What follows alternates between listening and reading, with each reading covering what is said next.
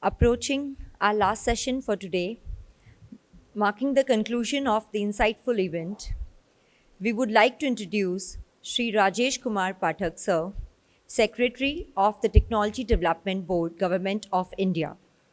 A civil service officer, Mr. Pathak has dedicated over 2 decades to the country's service through various challenges in central government ministries, urban local bodies, and autonomous statutory bodies. Having served as the officer on special duty to members Telecom Commissions, Mr. Pathak has celebrated records of achieving record milestones in all the fields he has contributed in. We welcome you, sir, and thank him for joining us today. He would,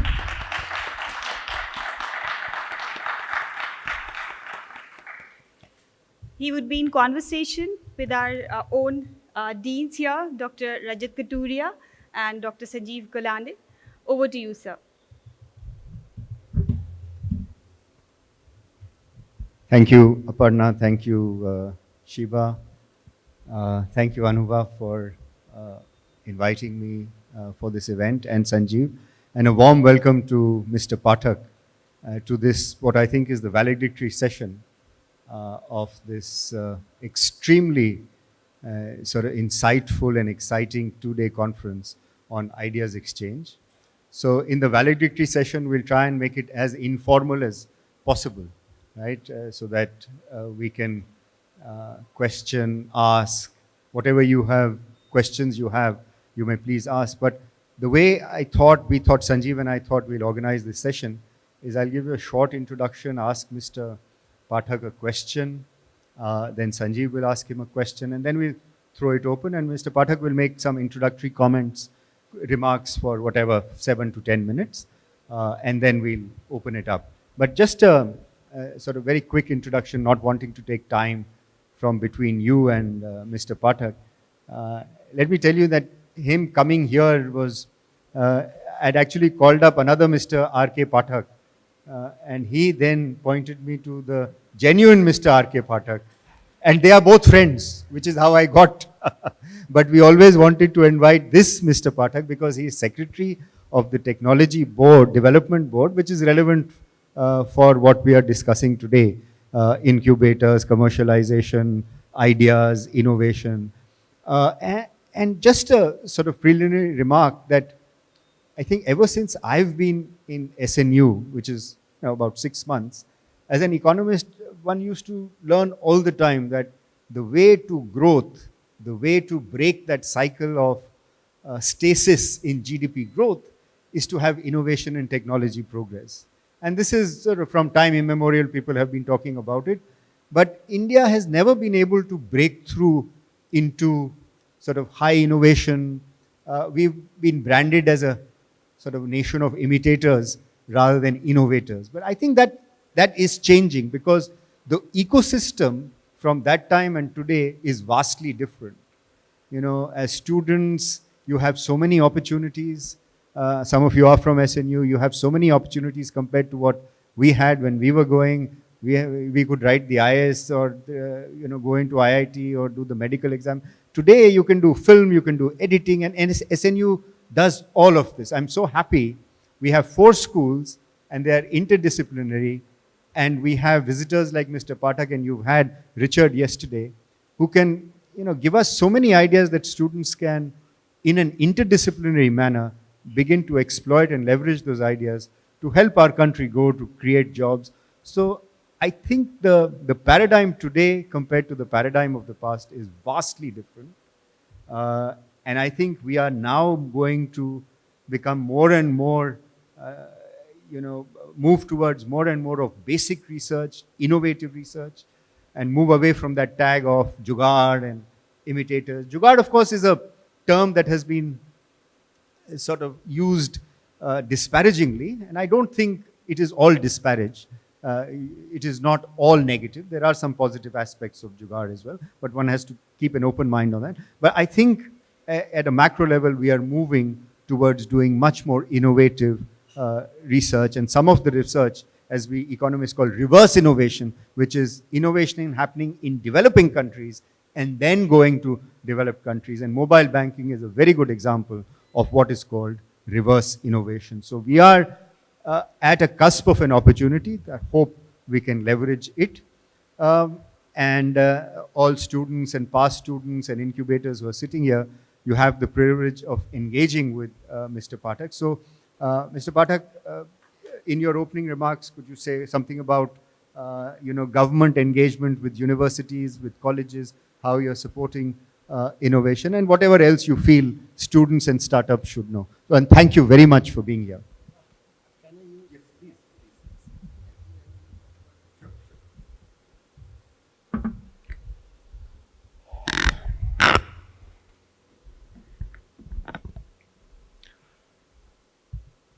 Thank you, Rajatji, for introducing me in such a warm welcome. And in fact, when I got a message from Mr. Rajat all of a sudden in the morning, I think Monday or Tuesday this week only.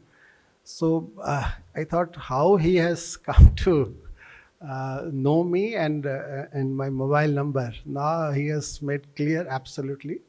And I was really, it is not that, if I can say some exaggeration fact that I was extremely busy this week because our board meeting was there. So somehow I thought I may not be able to make it. Siva used to call me, probably Rajat has given his number, my number. And I said, okay, let me see if I can find time. Let me see if I can find time. Ultimately, the program, I asked Rajat from where, give me the time. So he said from 2 o'clock. I said 2 o'clock is extremely not possible for me because morning I will be extremely busy. Then he postponed it at 4 o'clock. I said, if that is done, let us try and go there. The reason why I am here, not because I can communicate to you and give you certain things, so probably you are all well aware rather than as compared to me. But indeed, I can take this opportunity. It's extreme pleasure for me to be here with you all. I was told that there are 31 around startups and all are tech oriented. That's a moving fact to me.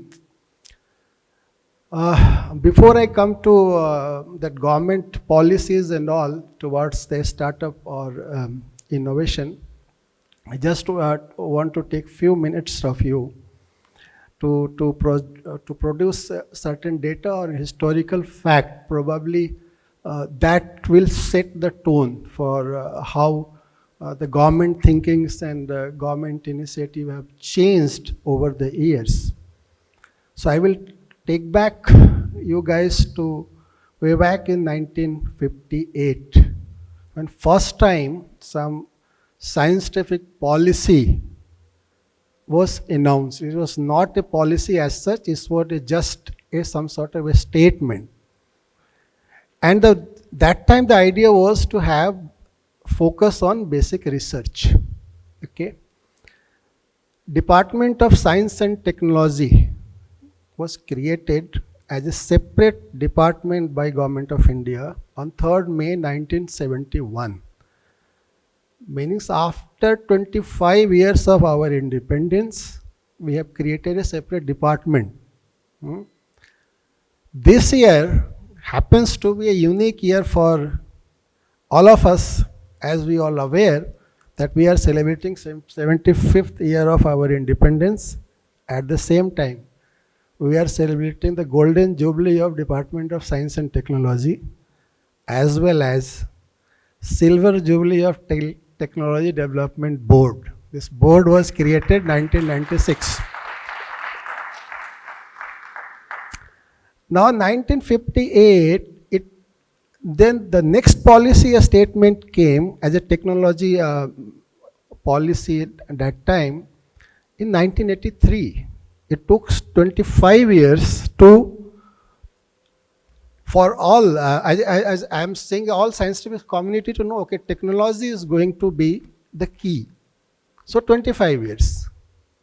Then after 20 years, in 2003, finally we came up with a policy, science and technology together, called Science and Technology Policy. It is all available on the website. You can have a look on that. So another 20 years we took. Thereafter, because you say 25 year, 20 years shortening. 2013, we came up STIP, innovation was added. So Science, Technology, Innovation Policy came in 2013. Now this policy is under revision, probably to open for public debate. So it's a big leapfrog we are talking of. So as Rajatji was telling us just a few minutes back, the word innovation itself started prior to 2000, after say 2010. People started thinking, okay, innovation is the key to solve our problems. Okay, so it's not a wonder. If your thinking at policy levels, and especially the government, is attune what you want, then your entire thinking start from into that directions.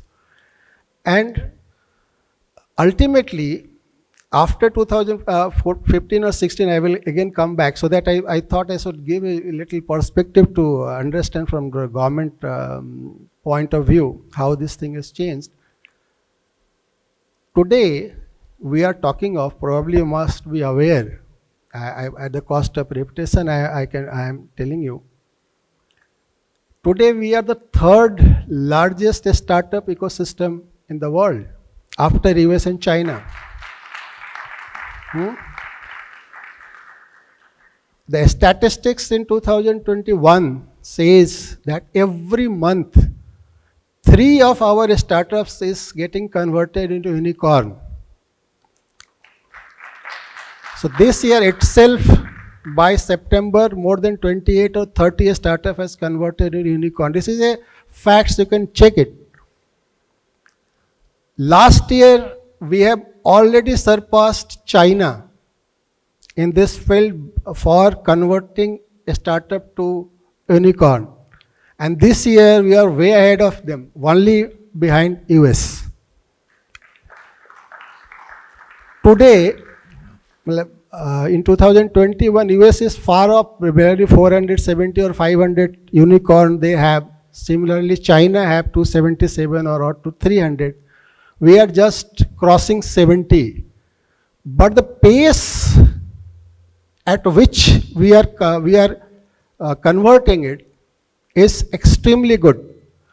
In this year, we have already, I told you, 28 or 30 unicorn startup converted, whereas China it is just 17. It's a statistics. So the rate at which it is happening, quite fascination. Moreover, all these unicorns which are talking of, more than 75% came after 2010. That's why I was linking it with the thinking that innovation. So innovation was introduced to the government thinking policy, and attuned to that, things have started moving in that directions. So it's a just culmination of that kind. Before a Startup India program started by Government of India in 2016, prior to that also we had for rural sector that Aspire. Sometimes you see, so programs is named in such a way that you get confused. In DST, so many programs are there like Monday. One is Inspire. So we get confused whether it's Aspire or Inspire, but then fine. It was a scheme for promoting in the rural sector. Mudra was already there in 2000. Prior to that, a startup program came in 2015. Big push was given by this present government. It started from 2016. As you are aware, that this year itself, government has created fund for fund, which should be around 10,000 crores to fund this startup so that their capital needs are taken care of. Moreover, different ministries. Now, as Rajat, when I got a message, they said a startup, I said, if it is a startup, then probably why he is calling me? You should call DPIIT because they are the nodal officers in the government of India who is dealing with a startup. But innovation were also added to it. I said, okay, now Science and Technology Ministry comes into picture. But because once the moment you talk about innovation, then it starts from the knowledge. To me, or say any commercialization of technology is simply something in your mind, you are taking it to the market. The journey from mind to market is this entire ecosystem, you say, for startups, and you create, then you become unicorn, all sorts of happen. But the idea is, some idea is there in somebody's mind. So how this idea is getting shaped, all incubators or the scientific research units of university, etc., or the government policy and bodies are coming to help them.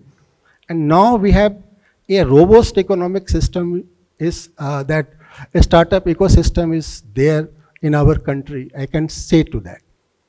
Moreover, another statistics, probably you will be amazing, as Rajat was telling, that we create only middle level innovation and Jugaad. Jugaad itself is innovation. Because why we are seeing something from derivative perspective? No, there was some problem. Somebody has come up with a brilliant idea called Jugaad and solved this problem. Fantastic. A statistic shows, I think Rajat is economist, probably he will vouch for me. We are net exporter of R&D to the tune of more than 3 billion. It was in 1780 or 1819, I am not remembering exactly which year. The last stats is available. 3,000 something in US dollar terms we have exported.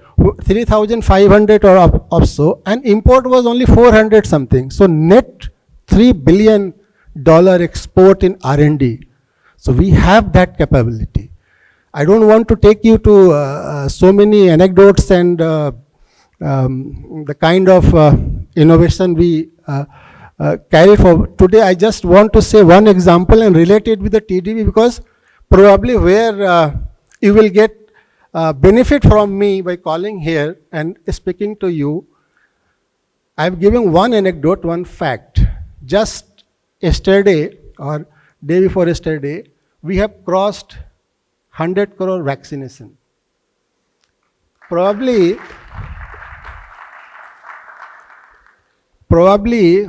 you may not be aware.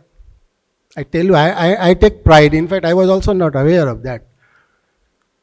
India, this first vaccination produced by Santa Biotech or Bharat Biotech, which is now pioneer in Covaxin, etc., way back in 1997-98 I am talking of. And you can Google it, you can find the Bharat Biotech or Santa Biotech promoters, their speech are there on that YouTube. They said that time bank was denying them funding by saying it is a very highly risky, whether we are capable of doing it or not, how can you do it? Nobody was willing to come forward. It was Technology Development Board who has funded their first vaccination project of Santa Biotech, then Bharat Biotech, followed by Bharat, all you name it. And today they are at this stage, but what was lying in that foundation stone was the fund by Technology Development Board. In fact, just last month, I think you people must, how many of you are aware about Technology Development Board? Just raise your hand. Hardly a few. Just go to our website. We had given a call for a startup, take a startup. And what we do, that is more interested, probably will give you an interest. If you have an idea, I tell you, the idea to develop prototypes and etc., probably you must be aware is that technological parlance, that technological readiness level, up to 1 to 7, those development, prototype and all. There are lots of ecosystem within DST outside DST also, which give you seed funding. In fact, TDB has given seed funding or as a TBIs, created around 35 TBIs across universities. I don't know, Shiv Nadar, how you have missed. But Amity has taken funding from us, and for this Noida, IITs or many privates, Kalinga institutes. So they have taken fund from us for creating that incubator system. If you have crossed level 5 or 6 from all those things, and you want to commercialize, where you need a fund, big fund, and probably since you are a startup bank, nowadays by Mudra and all, people is opening up, bank is opening up with this entire ecosystem and coming to fund you, still you need, and we are there to support you. Technology Development Board, just our prime requirement is you should have indigenous technology, or if you are importing any technology, what value you are adding to for benefit of people, that you have to demonstrate. You have to have a company. Obviously, all startups creates a company. You cannot be private. We don't fund, because being a government statutory body, our limitations are there. So there are criteria. If you are qualifying this criteria, so we are funding to you till up to 50% of your project cost. And not only that, what kind of added benefit is, and for that benefit only people, let me come back first, I will tell you the benefit. Once you apply to us, we set up a committee. We have an in-house, our scientist, but we take the domain expert from, if it is medical, then from IIMs, if it is technology related, then from IIT or biotechnology, then, so we set up a committee. So initial screening is done. Thereafter, a project evaluation committee, second stage, was set up by us. Once this project is clear by PEC, the same committee members will be giving you all technical know-how from professors from IIT or IIMs or say financial expert we take, or from AIMS, till your project is completed. And everything is free of cost. We do not charge even a processing fee. We do not charge anything, all free. Till your project is implemented, your product is out for commercialization, we give 1 year moratorium. And then thereafter repayment of loan or royalty, it is very cheap, 5% simple rate of interest. Another 4.5 years, 9 installment. So it's around 10, you know what is the timeline of a startup becoming a unicorn. It's 7 years, 6 years, maximum 10 years. Some of them within 5 years or 6 years becoming unicorn itself. So if you have a good idea, good technology, and you are sure of doing it, probably you will recover all that's loans, and you are paying me back. That's how Bharat Biotech, Santa Biotech has taken 6 or 7 projects. Bharat Biotech's project, that project was announced by our Honorable Prime Minister while addressing that United Nations this year, that we are going to develop this nasal covaxin. This project is with Bharat Biotech, and we are, yesterday my board has cleared this project. We are funding them 100 crores. Total project is 311 crores. So 100 crores project of funding from TDB to set up this entire production line in a state, Odisha. Otherwise his entire business is located in Hyderabad. So since I was excited, as I am told 31 startups and all are in tech domain, so you are all potential customer of TDB, and I am the guy who you will look to. So I won't take much time, because the Rajati will say you have already consumed our time. So some questioning he have kept for me. But before go to the audience, thank you for this very exciting and stimulating Sanjeev, Thank you, Mr. Pathak. This was really quite useful. I'm sure now people are going to look into TDB's various schemes and they'll be after you. So, yeah, please go ahead.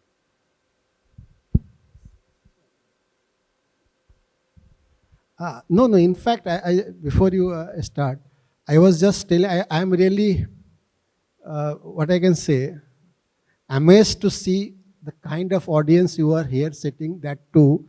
Normally, I have attended so many conference, workshops, etc. The all interest rest in the first day, first session, second session. By the time it comes to closure, half of the people is gone.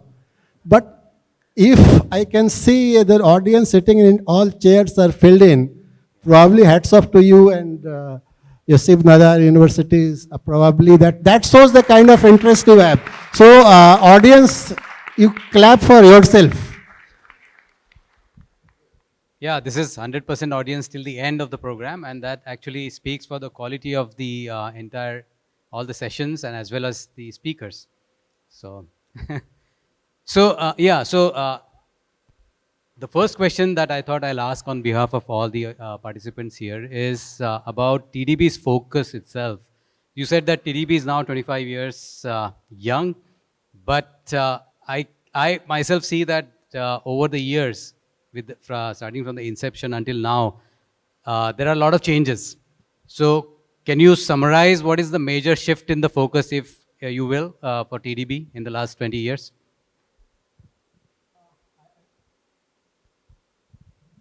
I tell you how the TDB has started. In fact, Government of India has enacted an act called R&D Cess Act in 1986.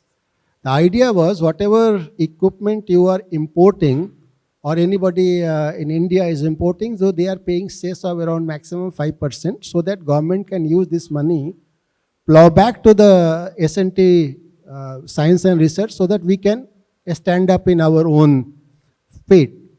That was the idea behind R&D Cess, and it was given to IDBI Bank to work at a venture capital. Then government thought, let us create a statutory body to deal with this fund. And that's how technology development came in existence from 1st September 1996 by an act of TDB Act 1995. Since then, we have a cross sector, but maximum, as I can tell you, I think 8 or 9 major thrust area was there. One was medical. So maximum project gone to the medical side. Second was engineering. Third was related to, you say, agriculture and transport sector. So we have just published a book. It is available in our website. So anybody can see that. And we have published a book of, we have funded around 350 companies. We have evaluated project more than 1,500 projects over these 25 years of our journey. Just we have took 25 flagship company, how they are performed, and studies there in our website. We found roughly 155 patents has been obtained by those companies, which is funded by us. And recently one BitCamp for cold road में कुछ use करते हैं लोग को, some technology they have developed in West Bengal. Durgapur they have set up a plant. They have got patented. So it's not hot mix, cold mix. So they have got patented for this product. And revenue-wise and employment is way ahead. In fact, a statistic shows that your all unicorn and etc. is given around 3.5 or lakhs employment in India. So that's a completely different ecosystem, and we are adding value to that. Some of them, because if I can name, for me, that Bharat Biotech, that time, just as starters, now you can unicorn, decacorn, whatever corn you say, so they are much beyond us. So they, at this stage, in many people ask questions, so why Bharat Biotech is coming to you? Or why Santa Biotech is coming to you? That I just forgot to tell you, because of a strength of my project evaluation by expert committee and the hand holding of this expert committee till their project is completed. That is the prime. In fact, I won a straw in Bangalore company yesterday, Storm, he was doing 4G or 5G research. They came, our all project able, because everything is free of cost. Once this evaluation done, based on our evaluation, they got venture capital funding. And said, now since my venture capital is saying that please don't take government fund, I am willing to fund you. So entire funding they have got it. They said, no, okay, thank you. I will do my own funding. So that is the strength I am bringing to the table. That's great to know. So that actually brings me to my second question, and it's about supporting. In fact, there was a discussion yesterday about getting support for production. So you mentioned that for Bharat Biotech now you have given money for starting a new production line for the nasal vaccine. So if, let's say, any startup has a plan to produce something, could be in any sector, medical or IT or any other hardware or mobility, etc. Is there any special focus or any special cell that looks after this, or it's just like any other call for TDB? In TDB, normally it is open 24/7, 365 days. It is every process is online. So even today, if somebody wants to apply with the data, all kind of form and formalities, there is our website. So you can go and apply. As far as this entire project, we normally do not fund working capital as a policy matter because we think that they will bring, or otherwise if we start funding everything, then the guy will lose interest. But to set up project, even land, building, machinery, it is not that all, you just name it and all these are included as a eligible expenditure as far as our funding is concerned. So this, even if we are creating some sort of infrastructure, you are making a building, under that roof you are going to install your machinery, we are funding for the building also, we are funding for the machinery also. So entire production line setup, at that 50% of the project cost. And one quick question before we throw it open to the audience is about intellectual property. So while looking at the fundability of any startup or any proposal, would you give priority to, let's say, someone who has already secured an IP versus someone who hasn't? Look, I think Government of India is now giving lots of emphasis on IP related issues. Probably you are aware that MIT has started one program in which if someone wants to file a patent outside India also, they are helping to that extent around 15 lakhs or so, or depending upon expenditure to fund that. So not only within India, now I think I probably, if I'm sure during that course of discussion, as a startup, you must have addressed or probably addressed by a speaker before me regarding the challenges. That's what I have not touched it. There are challenges, regulatory challenges. Patent is also one of the part. Finance challenges. You have to balance out, because sometimes what happens that you have certain idea, which just as anecdote, people do not want to discuss with others that somebody will steal my idea. So if you are not discussing with others, so that's what his question is. Suppose he has somebody has, so you have created an technology or that intellectual property for that, but you have to convert this for a commercial production. You have to discuss it out with some financial who is ready to fund you. Unless you convince them with your idea, they will not come and fund you. Now you can say, if somebody will steal my idea, then how? Now then challenge is whether I should go to after I get my patent or before the patent I should start doing it. So these are the challenges, but government is aware of it, and probably if any suggestions are there from your side, it's Because I am not particularly aware about this IP related business in detail, but definitely government is aware about it, and government will, not only the government is trying to create all sorts of help, hand holding.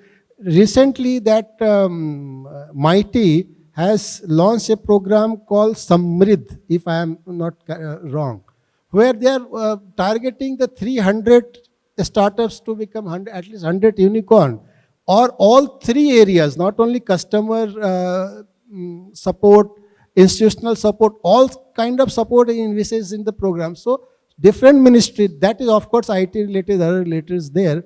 And as far as our department is concerned, Department of Science and Technology or Department of Biotechnology under our ministry, we are taking care from level 0 to 9. That includes one of the part is IPR also. So we are taking. Excellent. So now let's hear from the audience. If you have any questions, please.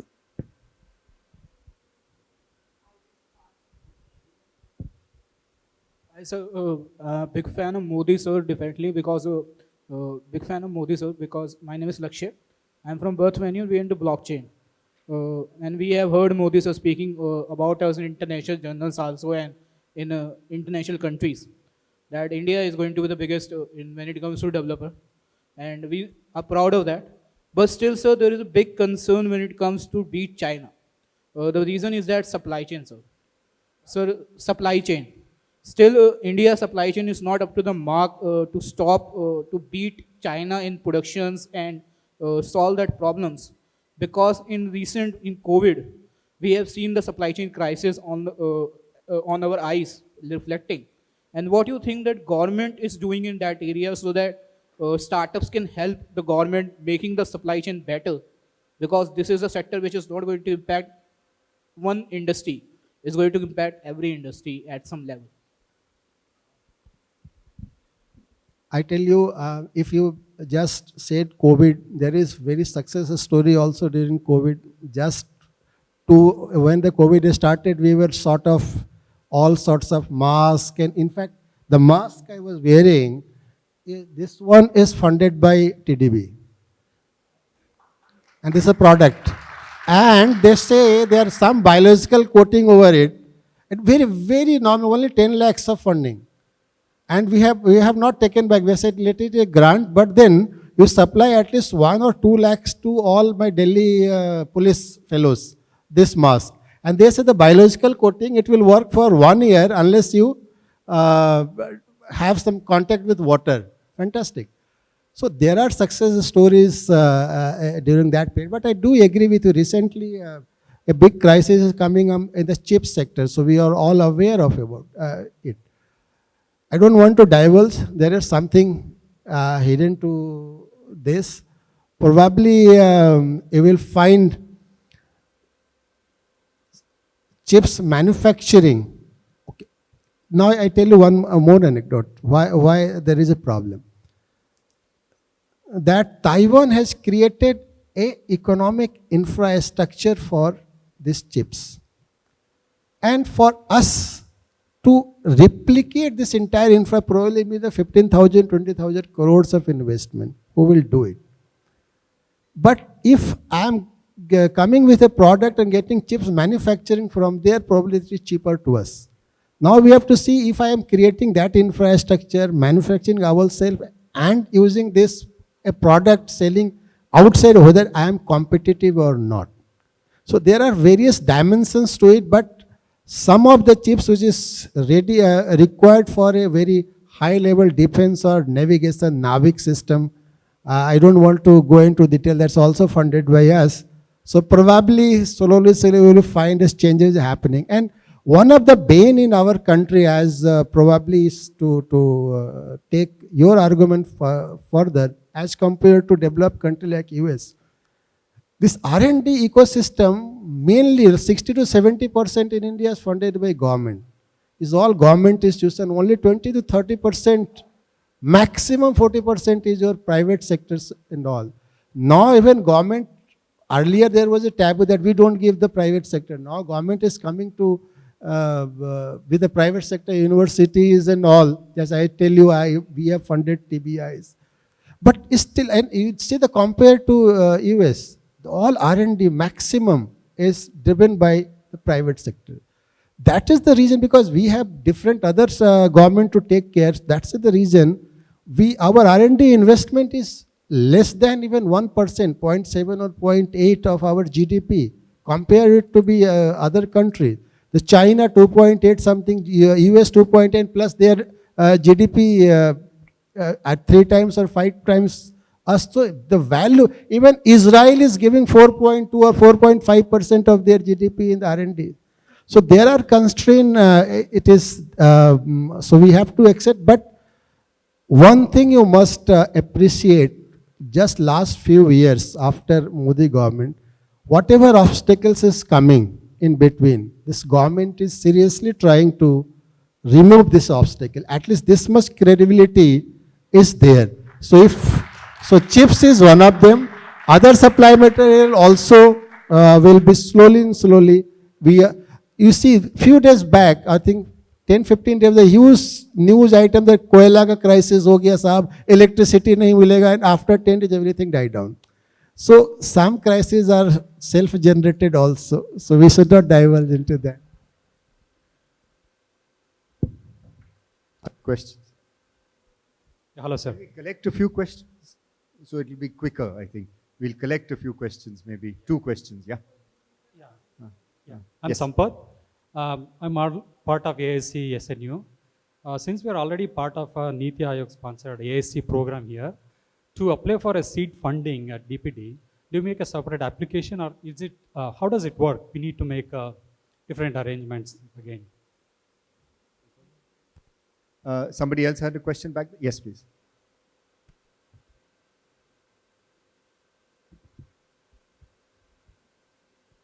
Hi. Good evening.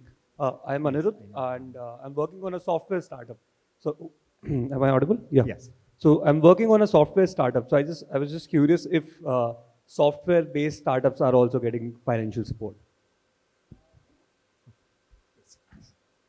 Thanks. Software-based startup is discouraged, not discouraged in that sense, because our domain is very clear. We are looking for a technology origin, technology development. If software per se is your internal, you can say, so probably, but there are few we have funded. If you link it with something which is, your software is creating some sort of a unique technology per se, or through artificial intelligence or machine learning, if you are creating some value addition. So you have to camouflage that. So my answer is straightforward. It is, we are not taking it. But then if you can do all those things and really it is what, then we are taking of that. Thank you. And your point was regarding seed funding. In DS,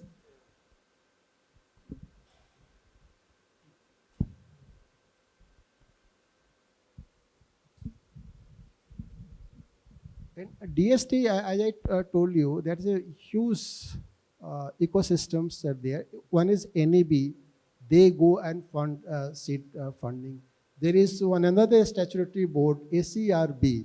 They are looking for all kind of thing, not only your seed funding, but if someone in initial stages want to do some research also, they are giving fellowships. So there are Inspire is a program of DST. There are various programs you have just to go through our side, DST side, and the seed not only from DST, other ministries also. The government of India has set up a seed fund to 10,000 crore corpus through, I think DPIIT has set up, and SIDBI is working on that to provide seed funding to all startups, especially for a startup. So you can look DPIPP also. Okay. One last I think 2 more questions and then we'll close, right? So There my are name 3. is- Okay, 3 questions, but make it short and quick, please. Sure, Yes. sure. My name is Rakesh. I'm from Egro Agritech.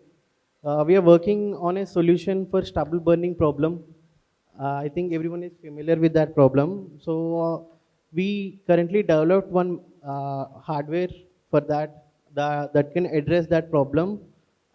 So my question is, what is your opinion, or what is the opinion of the government for starting such a heavy hardware-based startup, and how well it is supported by the government for any startup? This question, please. You had a question? Yes. And then the last one here. Yes. Namaskar, sir. My name is Siddhant Bajpayee and I belong to Andromeda. I have one chain of questions which I'll ask two questions just. So when you say about fund of funds, so I'm not focusing on TDB, just the funds of funds. There is a series how it flows to the startups. So we have the fund of funds, then they are given to PSUs and DPSUs, and then PSUs and DPSUs outsource the selection process of startups to certain incubators and accelerators, and that is how some startups are able to receive that funding. So my suggestion would be, how do we, redirect this process so that the agencies are directly connecting to the startups? That is one. Second thing is, you told about investment in buildings and infrastructures. Though for a startup, the most important asset is a team. And the kind of funds which are allocated through government organizations aren't allowed to be utilized for team salaries or labor salaries. So how to improvise this? Because whatever heads we get under the government utilization grant, the UGCs which we have to submit, they do not allow us to pay salaries to the employees. So if at all we are not paying salaries to the employees, how would we build better products? Right. So last question here. And then we'll aggregate them and the final comments also from Mr. Pathak. Good afternoon, sir. I'm Divakar. I'm a part of corporate venturing team from HCL. Thank you so much for your insights, which you have shared with us. It's always nice to hear from the policymakers what's going on. I'm truly agree. It's a fascinating time. Slowly becoming a unicorn factory, India. 28 unicorns in initial 9 months for this year, whereas 66 overall till now. But my question is majorly related to those structural reforms which you pointed out. So agreed, I mean, it's going to be an integral part. We have seen the traction increasing from the government side as well in the last 4 or 5 years at a, you can say, never seen pace. But my question is mainly with regards to the startups participation in the government projects. Traditionally, for the government projects, you have a certain barrier of entry. These many years of execution, these many years of, so you have created a sort of barrier to entry barrier for the startups to enter into the government ecosystem. Are there any things done by the government in terms of supporting? I think you are not aware probably. Government has removed all those restrictions as far as startup and MSME is concerned. It would come through GEM. In fact, government ourselves is facing problem because we can't differentiate between if a startup is coming to us, we just have their product and similar product is there with a established firm with 10 or earlier we used to say absolutely 10 years of experience in this, that. We can't do that. Government latka dega hame abhi. So all these restrictions for MSME and startup, government has already relaxed. So go to DPIPP side and see all these are removed. So what I'm telling you, government is giving a lots of impetus. So this was one of them. That's why the GEM portal, e-marketplace was created simply for this purpose. And if anybody is doing this game, they are there to take care.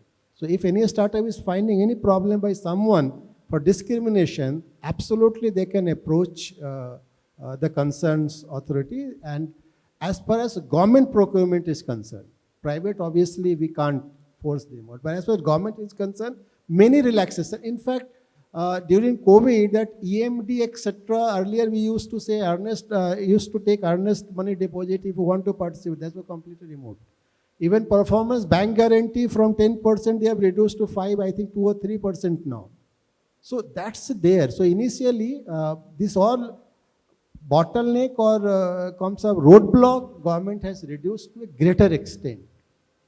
Thank you so much, sir. Coming back to your problem, yeah, you are absolutely correct from the fact that government normally, once they give you grant, a UGC or anything, they do not pay for salary and etc. But as far as we concern TDB, we are basically looking for anything which is developed TRL 7, 8, 9, so commercial stage. And commercialization doesn't happen without paying salary to. So for our project evaluation, all component including salary is also part of that.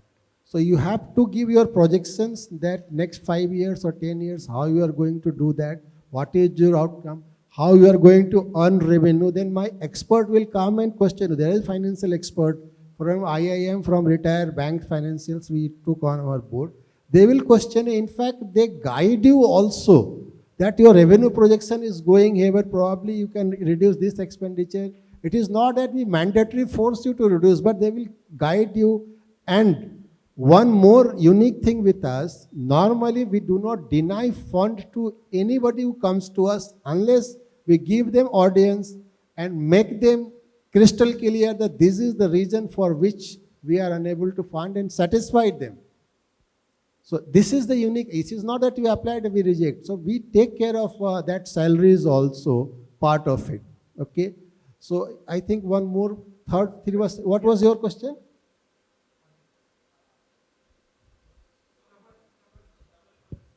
Yeah, so heavy, I think heavy machinery related So, your problem. yeah, heavy machinery. heavy machinery. No, fine, look, you see, if you are a passionate startup, you had the idea, you knew that I am going to succeed, and if you need heavy machineries and all, yeah, we are there, we are financing it out. You have to convince our expert that this machine is needed. Without this machine, I am unable to do that. For example, I was telling you this project. It's only because it was a small area, not much within I think this room itself was the requirement, but heavy dependency on a machinery. We funded that. So I think this project, by 60 or 70% is machinery expenditure only. Yes, sir. So we do that. Yeah. We do that. And I think you already have, I think everyone of us here noticed one big machine outside the clubhouse while entrance. So if you have some time after this orientation, I would like to discuss about that. Thank you. Sorry, sir. I think, no, that's okay. We are actually running out of time, and Mr. Pathak has to drive to Delhi, and Saturday evenings driving to Delhi could be quite tedious. Sanjeev, do you have anything to say? This is the end of a very insightful session. Can we have a round of applause for Mr. Pathak? Thank you. In fact, I am really delighted. I tell you. No, truly. sorry. Go ahead. So, did you want to say something? Oh. So, I think this has been a very, very insightful session. And of course, I just want to say two things. One, a very interesting question that Sanjeev raised, and I think we as a university should engage with that. And two, of course, Mr. Pathak has opened the doors, and you should go and look at the website and see what sort of funding startups can get and technology-oriented startups can get from the government. But remember, in the history of innovation, it's always been the government, the world over, that has encouraged the breakthrough innovations. And they've always come from government funding, which then comes to the question that Sanjeev raised. And I think we as a university and, Anubha, you should think about how we can engage in that, especially when you engage with students, is, where does the intellectual property lie? Because government is funding, naturally, they have a right to the intellectual property. The mind is of the scientist, the brain is of the scientist. So should the intellectual property go to the scientist, or should it be shared? Now, the reason I'm making, it's not just a blanket yes or no, because it differs across different fields. And what has happened today in India, especially Mr. Pathak spoke about traditional art and heritage and our culture, and we have something called GIs, right? Geographical indication. What is happening is that a lot of these are getting digitalized, not digitized, they're getting digitalized, and the local sort of value and intellectual property is getting diluted, because digitalization means that this is available for mass production. and this wasn't intended to be mass produced. So you've actually undermined the intellectual property produced in a Banaras sari or in kalamkari, and that has now been digitalized and is being sold under the person who's digitalized. Is this fair? Is it not? I mean, there are no simple answers to this question, and this is happening across fields. And I think Bayh-Dole Act, which Sanjeev spoke about before we came here, is something we as the university community, as students and as you as alum and producers of intellectual property, I think it will be worth our while to engage in that. But thank you very much, Mr. Pathak. Intellectual property, right, you were speaking, is something came to my mind. That as a policymaker also we are grappling with the kind of dilemma. For example, artificial intelligence. Okay. Now, artificial intelligence as a product or as a service comes under which law? Is it comes under Indian patent law or under corporate or that law? For example, which one is to be patented? Is artificial, the body created is to be patented, or through that body if I am doing certain services, that's to be patented, or the scientist who has created. For example, if a body is an employee of a company and he is creating certain through artificial intelligence, some product or services, whose intellectual property is it, the employer or that company? There are lots of questions is coming. So how to deal with that? So there are dilemma Yes. into that. Yes, So absolutely. we will solve it out. We will cross the bridge slowly, but we will do that. The only thing I hope is lawyers don't take over this, yeah? And then it becomes very difficult to understand. Okay, Anubha, over to you. The session is closed. Thank you very much. Thank you, Mr. Pathak. And thank you. Thank you all. Thanks. Thank you for being a great audience. Lovely questions.